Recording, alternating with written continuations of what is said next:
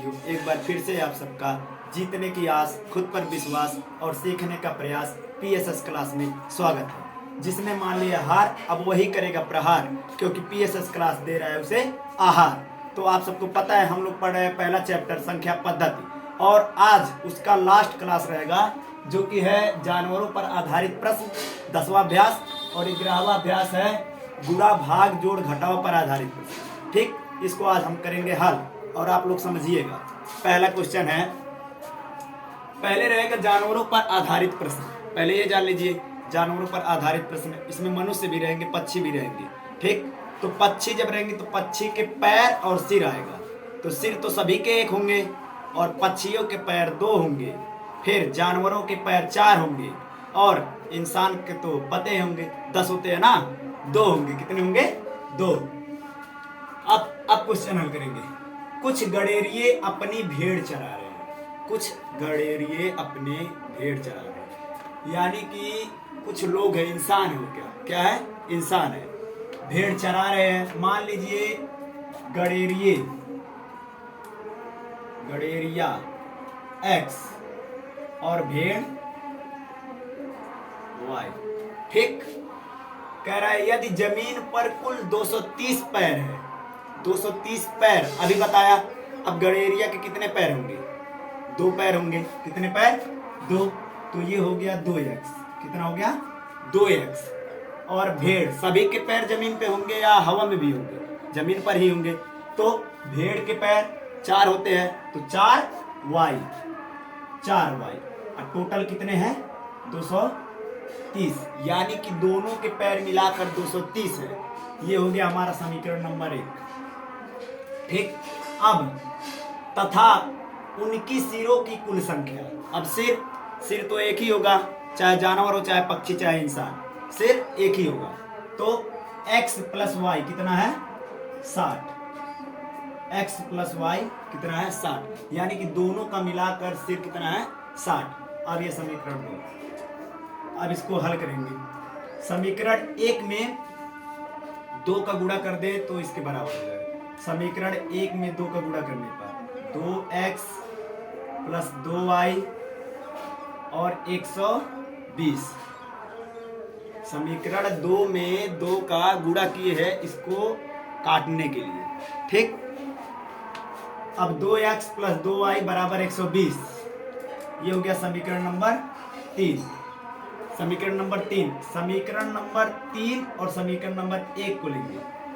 समीकरण नंबर 1 में से समीकरण नंबर 3 को घटा दे। समीकरण नंबर 1 में से समीकरण नंबर 3 को घटाने पर तो 2x प्लस 4y बराबर 230, और समीकरण 3 है 2x plus 2y is equal to 120।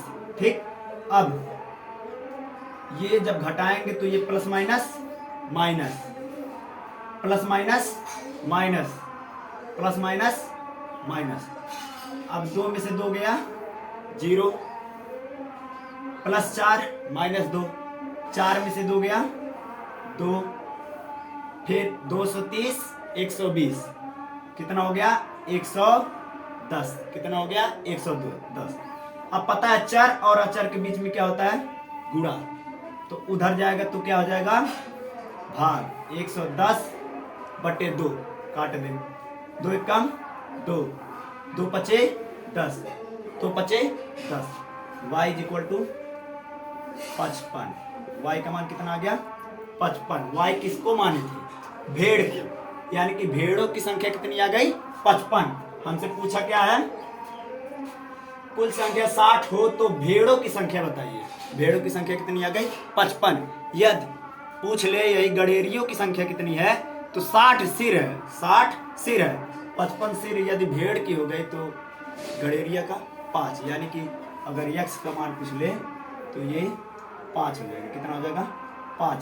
इसे ऑप्शन से करने पर बहुत बढ़िया तरीके से हो जाएगा। जैसे अगर पैर की बात कर दे तो इंसान के 5 दूना 10 पैर, और इसका 55, 55 चौका 220, 55 चौका 220। अब इन दोनों को जोड़ दें तो 230। सवाल में वही कह रहा था, यदि जमीन पर कुल 230 पैर है, यानी कि दोनों को जोड़कर पैरों की संख्या 230 है। ठीक, चलिए दूसरा क्वेश्चन देखते। दूसरा है, एक पेड़ पर कुछ तोते हैं। फिर तोते तोते यानी पक्षी, पक्षियों के कितने पैर बताए? 2। कितने? 2। अब एक पेड़ पर कुछ तोते बैठे हैं, पेड़ के नीचे बकरियां चर रही है। बकरिया, बकरिया क्या है? जानवर। बकरिया क्या है? जानवर। उसके कितने पैर? 4। उनके सिरों की कुल संख्या, सिर तो एक ही होता है, मान लीजिए तोते x, बकरी y। पहला हो गया x plus y is equal to कितना है? 35। यानी कि एक एक सिर है तो एक एक है दोनों का, x plus y is equal to 35। समीकरण नंबर 1। पैरों की कुल संख्या, अब पैर दे दिया, पैरों की कुल संख्या 90, तो यहां पर भी तोते का कितना हो जाएगा? 2x। कितना हो जाएगा? 2x, 2 पैर। और बकरी का 4y, बकरी का कितना होगा? 4y, 4 पैर। टोटल कितना है? 90, टोटल 90। समीकरण नंबर 2। अब इसमें से इसको घटाने के लिए इसको इसके बराबर किसी एक को, चाहे 4 का गुणा कर दे चाहे 2 का गुणा, काटने के लिए मतलब एक का मान निकालने के लिए। तो यहाँ पर समीकरण 1 में हम 2 का गुणा करेंगे, 2 का गुणा, तो 2x हो गया, 2y हो गया, और 35 दूना 70, 35 दूना 70। अब ये हो गया समीकरण नंबर 3। अब समीकरण 2 में से समीकरण 3 को घटाने पर, समीकरण 2 में से समीकरण 3 को घटाने पर, ठीक, देखिए अगर घटाएंगे तो ये प्लस है, क्या हो जाएगा? माइनस। ये प्लस है, क्या हो जाएगा? माइनस। ये प्लस है, क्या हो जाएगा? माइनस। अब 2x कट गया, प्लस माइनस। ये प्लस 4y माइनस 2y, 4 में से 2 गया, 2y, प्लस 90 माइनस 70, 90 में से 70 गया 20, यानी कि ये गुणा है, उधर गया भाग, 20/2, 2 दाएं 20। y इज इक्वल टू कितना आ गया? 10। पूछा क्या है? तो तोतों की संख्या बताइए। ये किसकी संख्या आ गया? बकरी। यदि 10 बकरी हो गए, बोला है वो सिरों की कुल संख्या कितनी है? 35। यानी कि 10 अगर बकरी आ गए तो 35 में से 10 घटा दीजिए, कितना है? 25। 25 कितने होंगे? तोते। क्या होंगे? तोते। अभी बताया ना, सिरों की संख्या एक ही होता है, सिर एक ही होता है, तो इसके 10 आ गए तो तोता का कितना आ जाएगा? 25। तो हमारा आंसर कितना आ गया? 25।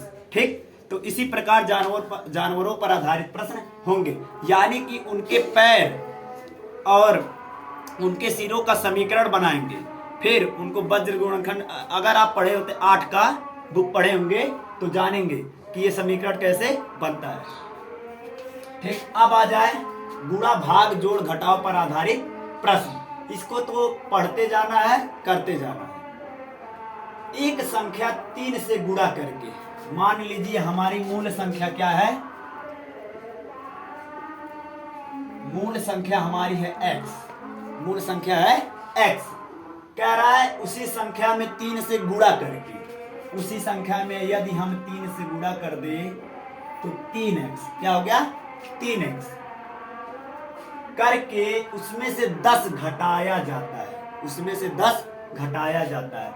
चलिए गुणा कर दिए, फिर 10 घटा दिए, 10 घटा दिए। प्राप्त परिणाम यही है, में 7 से भाग दी जाती है। प्राप्त परिणाम में 7 से भाग दी जाती है। अंत में 5 प्राप्त होता है, यानी कि जब इससे 7 से भाग देंगे इसमें, तो प्राप्त हमारा होगा भागफल 5। कितना होगा? 5। अब इसको हल करते हैं तो वह संख्या क्या थी? 7 × 5 = 35। ये भाग है, उधर गया तो गुणा, 7 × 5 = 35। ये 3x, ये माइनस है तो उधर गया प्लस, 35 धन 10। 3x = 35 और धन 45। अभी बताया चर और अचर के बीच में हमेशा गुणा होता है, तो x = 45/3। ये गुणा है, उधर गया तो भाग, 3 × 3 15 दिया 45, x इज इक्वल टू 15, यानी कि हमारी मूल संख्या मिल गई 15। ठीक, अब इसे हम एक तरह से और कर सकते हैं, ऑप्शन के अनुसार तुरंत इसे पकड़ सकते हैं। जैसे ऑप्शन में लिखा हो 20, 10, 15, 25 ऐसे लिखा है, तो पहले 20 पे देखेंगे। कह रहा है एक संख्या का 3 से गुणा करके, मान लीजिए इसमें 3 का गुणा करें हम, 20 दिया 60, फिर 10 घटा दे, 60 में से 10 घटाएंगे कितना बचेगा 50। फिर कह रहा है परिणाम में 7 से भाग दे, अब 50 में 7 से भाग देंगे कटेगा, अब कटने पर 5 आना चाहिए, कितना आना चाहिए 5। तो जब 50 में 7 से भाग देंगे तो 7 7 49, यानी कि 7 आ रहा है 5 नहीं आ रहा है, तो पहला क्या हो गया गलत। अब ये 10 है, मूल संख्या 10 में 3 से गुणा करें, 10 दिया 30, फिर उसमें से 10 घटा दे, कितना बचा 20। अब फिर कह रहा है 7 से भाग दे दे, 20 में 7 से भाग देंगे तो 7 दूना 14, यानी कि 2 आ रहा है, आना कितना चाहिए 5। ऑप्शन जब उठाएंगे तो सवाल उस पर बैठना चाहिए, सवाल उस पर बैठना चाहिए। अब ले लीजिए 15, कितना 15 है, इसका कर दीजिए 3 गुना, 15 दिया 45, 15 दिया 45, 15 दिया 45 हुआ। फिर कह रहा है उसमें से 10 घटाइए, 10 घटा दिए, बचा कितना 35। फिर कह रहा है उसमें 7 से भाग दीजिए, और 7 से भाग देने पर वो कितना आना चाहिए 5। आ गया कि नहीं, आ गया। ऐसे करने पे आपका समय बचेगा, अगर ऐसे आ जाए तभी ऐसे कर पाए। ठीक, तो ये भी आसान है, सिर्फ x मानना रहता है, जो x से बचना चाहते हैं वो इधर चलेगा। ठीक, अब इसी प्रकार दूसरा, किसी संख्या के 8 गुना को, किसी संख्या के 8 गुना को, मान लीजिए वो मूल संख्या कितनी है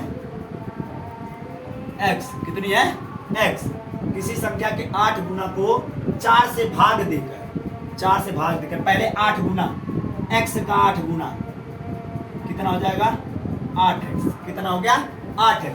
कह रहा है 8 गुना को 4 से भाग देकर, अब 8 गुना आ गया 8x, उसको 4 से भाग दे दीजिए, 4 से भाग देंगे 4 एकम 4, 4 दूना 8, यानी कि बचा कितना 2x, आ गया 2x। फिर कह रहा है भाग देकर मूल संख्या का दुगुना, मूल संख्या का दुगुना, मूल संख्या कितना है x, इसका कर देंगे आप दुगुना, तो कितना हो गया 2x। दुगुना घटाने पर क्या प्राप्त होगा, इसका मतलब इसमें 8 गुना करके 4 से भाग देंगे, जितना बचेगा उतने में से मूल संख्या का 2 गुना घटा दे तो क्या प्राप्त होगा, क्या प्राप्त होगा 0, क्या प्राप्त होगा 0। अब देखिए इसे ऑप्शन से कैसे कर सकते हैं, यदि हमारी मूल संख्या है 0, क्या है 0, 1, 4, 3, ऑप्शन है ये ऑप्शन है। मान लीजिए पहले 4 ले ले, 4, तो 4 मूल संख्या ले लिए, तो 4 में 8 गुना करेंगे, 4 बटे 32, कितना हो गया 32। और फिर उसको किससे काटेंगे 4 से, कितना बार कटा 8। अब मूल संख्या कितना था 4, उसका दूना करते, 4 दूना 8, 8 में से 8 गया 0, यानी कि ये कह रहा है कि इसको सिद्ध करिए कि ये जो माना है उसके बराबर वो आ रहा है। तो इसी प्रकार किसी संख्या के 8 गुना, यानी कि पहले माने x, क्या माने x, ऐसे कोई भी संख्या ले ले, अगर उसको इस प्रकार करते जाएंगे, जैसे ले लिए 3, क्या ले लिए 3 का 8 गुना, 3 बटे 24, फिर उसमें कितने से भाग दे 4 से, कितने से 4 से, 4 छक 24, कितना आ गया 6। ठीक, अब यहाँ पर अगर रख दे 3 लिए थे मूल संख्या, तो 3 दूना 6, यहाँ पर भी आ गया 6, अब 6 में से 6 जाएगा तब भी कितना आएगा 0। वह यह कह रहा है कि अगर कोई भी संख्या ले ले, उसका 8 गुना फिर 4 से भाग कर दे और मूल संख्या का दूना करके घटा दे, तो हमेशा उसका आंसर कितना आएगा 0 आएगा। ठीक, इसी प्रकार आपका संख्या पद्धति हो गया खत्म। अगला चैप्टर है वर्गमूल और घनमूल। धन्यवाद।